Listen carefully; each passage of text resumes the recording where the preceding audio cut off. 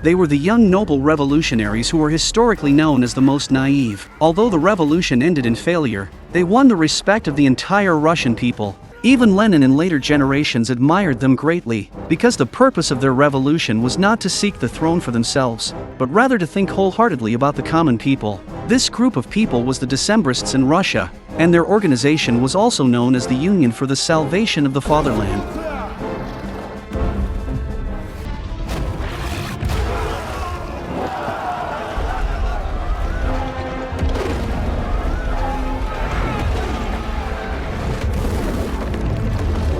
The Decembrist Revolution can be regarded as the first enlightenment of Russian thought. The idea of a modern democratic republic originated from the Enlightenment. Its germination began in the 16th century and was officially established during the French Revolution in the 18th century. After the French Revolution, Napoleon became the Emperor of France and swept across the European continent with his powerful military force. Before that, the idea of monarchy in Europe was deeply rooted and difficult to shake. The Napoleonic Wars changed all of this.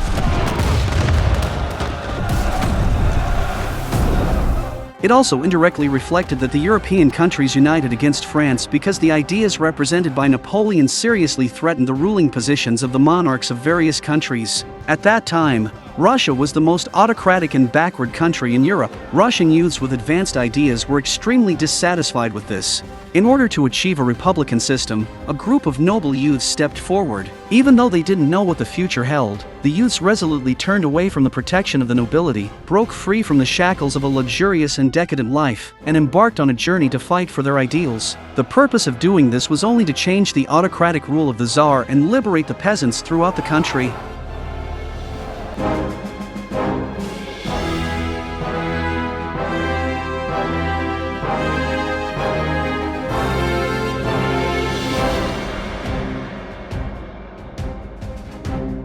In 1808, Emperor Napoleon of France visited the Paris Hicks boarding school. He asked his subordinates beside him who the best student was. A little boy named Sergei stood up confidently and claimed that he was the best at giving speeches and doing arithmetic. Looking at the confident Sergei, Napoleon found it very interesting. Napoleon talked with him about Voltaire's theory of liberalism. Sergei excellently expounded his own views and received Napoleon's praise.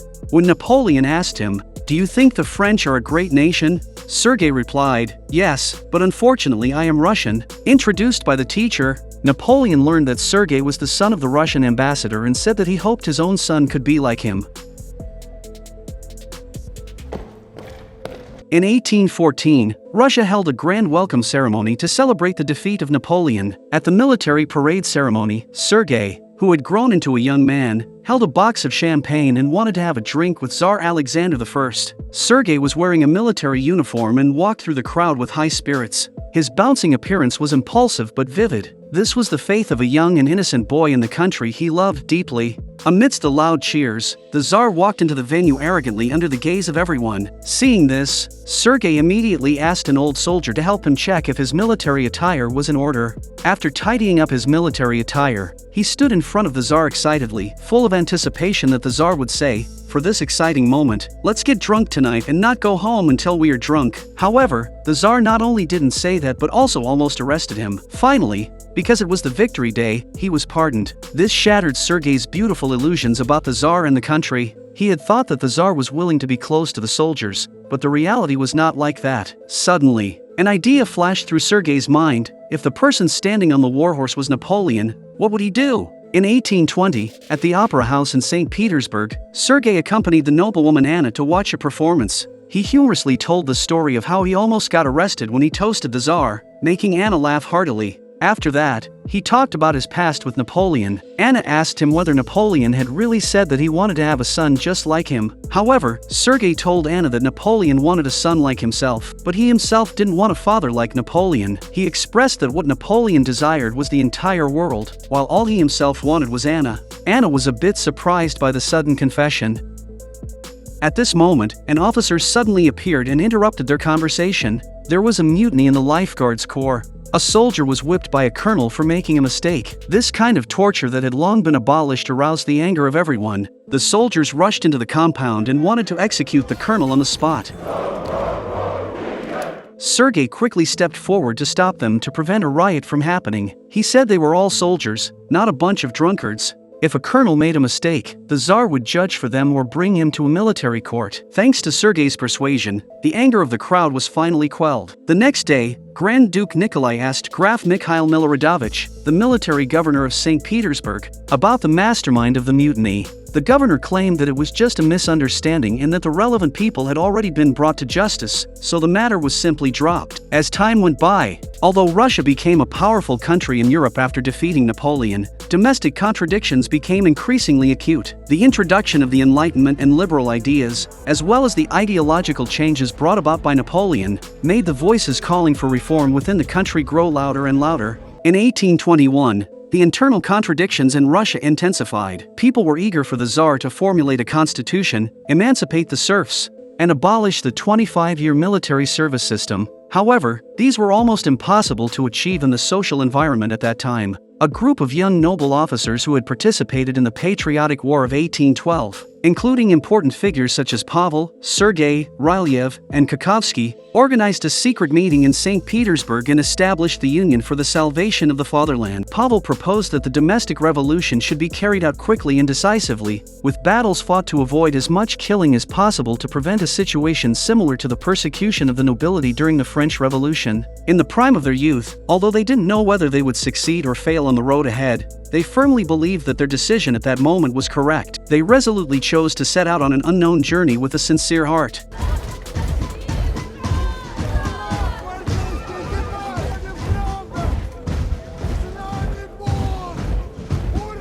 But soon after, due to the riot of soldiers in St. Petersburg, the Tsar ordered the disbandment of the Lifeguards Corps. He even removed officers, including Sergei, from the Lifeguards and dispatched them to serve in the First and Second Armies of Little Russia until they were discharged from the military. Sergei was dissatisfied with the judgment and immediately stepped forward to have a heated argument with Miloradovich. Miloradovich's expression was full of regret, but he could only helplessly say, "No one dares to disobey the Tsar's order." Sergei didn't give up. He stared straight at Nikolai, the Tsar's younger brother, with burning eyes. He didn't know why they were sentenced so harshly. Nikolai told him, "Your Majesty's will is the highest law." 5 years later, the Union for the Salvation of the Fatherland was divided into the northern and southern factions, and they decided to declare war on the autocratic monarchy. Pavel envisioned assassinating Tsar Alexander I during the military parade. In the plan, Sergei led the soldiers to approach the Tsar. Looking at the scene in front of them, the subordinates around Alexander wanted to make the soldiers stop advancing, but the soldiers in formation moving forward would not listen to them. Seeing this,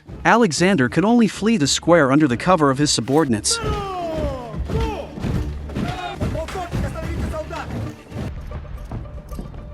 The soldiers blocked Alexander in the tent and announced the revolution. Upon hearing this, the Tsar looked stunned. Before he could react, an officer behind him suddenly swung his sword and stabbed at him. Grand Duke Nikolai, who was beside him, witnessed this terrifying scene and was immediately panic-stricken. Then, with a single stroke of the soldier's sword, Nikolai also lost his life on the spot. Pavel knew very well that no matter what the reason was, assassinating the Tsar was an unforgivable capital crime. In order to give an account to the Russian people and also to ensure the smooth progress of the revolution, the regicides must be brought to justice. Subsequently, he ordered the arrest of the ministers who had accompanied the Tsar to the military parade. In his opinion, only by getting rid of these obstacles could the road to revolution be unobstructed. All of this was Pavel's imagination, and it would also be their plan for the next step. But when communicating with Sergei, the two had a disagreement. Sergei opposed Pavel's radical approach and believed that excessive killing should not be caused. However, Pavel only wanted to succeed and didn't have the time to consider whether the method was gentle or brutal.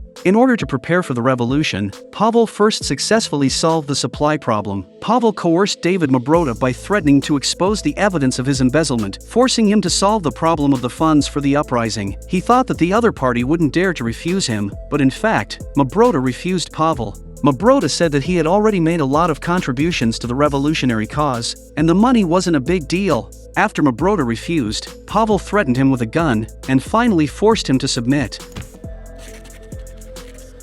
Everyone rehearsed countless times for the assassination of Tsar Alexander. The soldiers held their sabers tightly, waiting for the order, and the gunfire would pour out like a sudden rainstorm. Now everything was ready. just waiting for the Tsar to attend the military parade ceremony in person. However, due to Pavel's coercion, Mabrota harbored a deep grudge against him, so he reported the revolutionary plan to the Tsar, which led to the Tsar's decision not to attend the military parade ceremony anymore. When the Tsar learned of this news, he didn't immediately punish Pavel and the others severely. The Tsar's subordinates were puzzled by this decision. They couldn't figure out why the Tsar was letting these people off the hook. He said that Pavel, Sergei and their colleagues just wanted the motherland to prosper. This group wanted a new constitution, elections and emancipation of the serfs, which is what he wanted to do. It turned out that Tsar Alexander I was also very eager to implement the reform bill proposed by Sergei and others in the country. He had made several attempts to do so. However, the actual national conditions of Russia at that time were complex,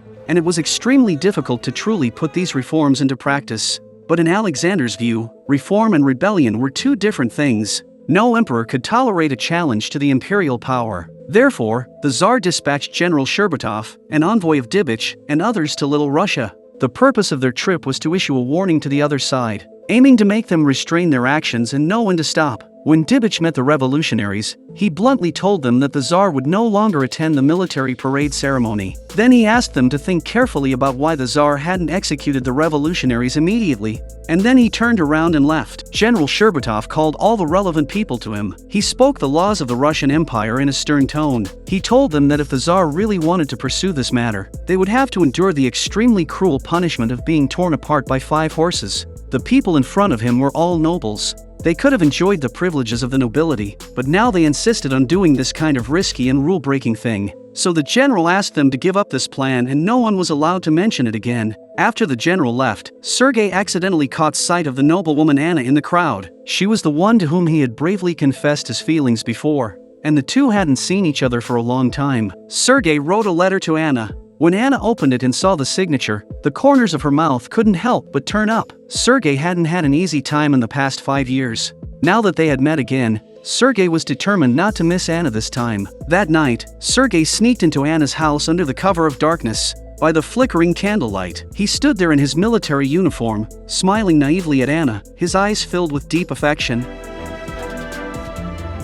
Soon, Sergei plucked up the courage to ask Anna's father for her hand in marriage. When they first met, Anna's father was very satisfied with this handsome and sincere young man and readily agreed to the marriage. Then Sergei went to visit Anna's mother. After a conversation, he also won her approval. However, this sweet love was destined to be overshadowed by tragedy. Sergei was wholeheartedly devoted to the reform. Even though the road ahead was difficult, he never wavered. Before this, Tsar Alexander I summoned his younger brother Nikolai I. The Tsar decided to retire and wanted his younger brother Nikolai I to succeed him. Nikolai was confused about becoming the heir because, according to Russian law, his elder brother Constantine was the first in line to the throne. Alexander said that Constantine would support his decision. It turned out that Constantine had married a Polish woman and voluntarily given up his right to the throne. Nikolai knew that he was unpopular and that the guards supported Constantine. It was obvious that Nikolai had no chance of winning against Constantine. However, Alexander told him that the guards were only loyal to the Tsar. Alexander planned to go to Taganrog for recuperation. When he came back, he would announce this will and recognize Nikolai's right to inherit the throne. However, he unfortunately passed away, and the will became invalid.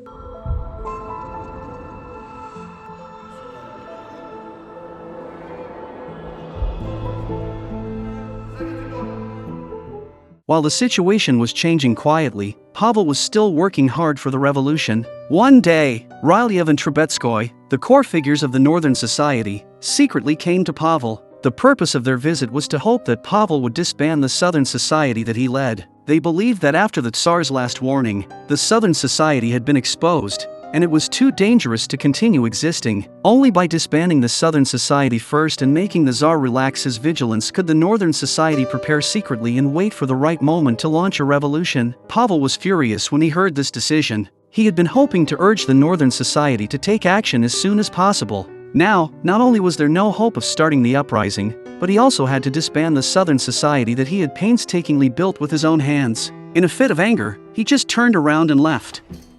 The Northern Society didn't make this decision without reason. Previously, Pavel had been acting aggressively and using tough methods. If the Tsar hadn't shown mercy, he might have already lost his life. With the sudden death of Tsar Alexander I, the Decembrist revolution reached a crucial climax. And what awaited Sergei was an unknown fate and a cruel ending. After the death of Alexander I, the situation in Russia fell into chaos. The lifeguards under the leadership of Miloradovich advanced towards Nikolai. Miloradovich knew about Alexander's decision to let Nikolai succeed to the throne, but he didn't want to support Nikolai. Obviously, Miloradovich preferred to support Constantine's succession to the throne, so he took control of Nikolai and said that he would release Nikolai once Constantine successfully ascended the throne. Because of Miloradovich's extreme behavior, he was opposed by some ministers. One minister questioned Miloradovich to his face. He said that this was to force Nikolai and it was completely illegal, and the Privy Council would never agree to it. But Miloradovich was arrogant in his attitude.